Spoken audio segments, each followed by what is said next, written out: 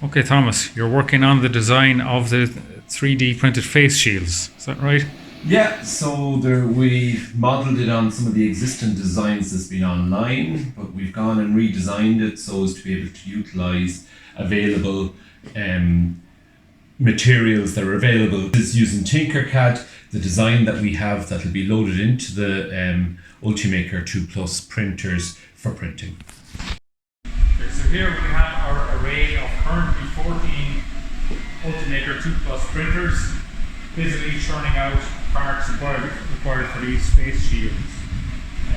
We've, in cooperation with our friends in the library services of Kilkenny, Kildare and South Dublin, we've added to our own couple of printers and put this array of 14 printers together so that we can now, in probably 3 shifts a day, produce close to 100 face shields per day.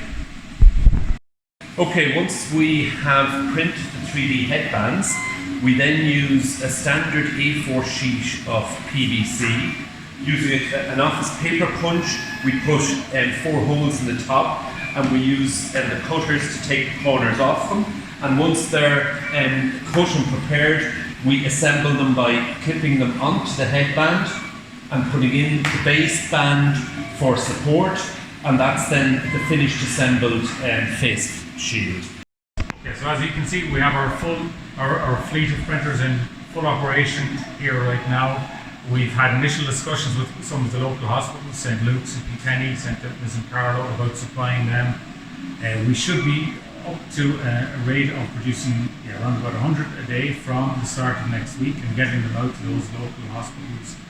And as we said, it's largely with thanks to our friends in the library service that we've been able to get to this stage.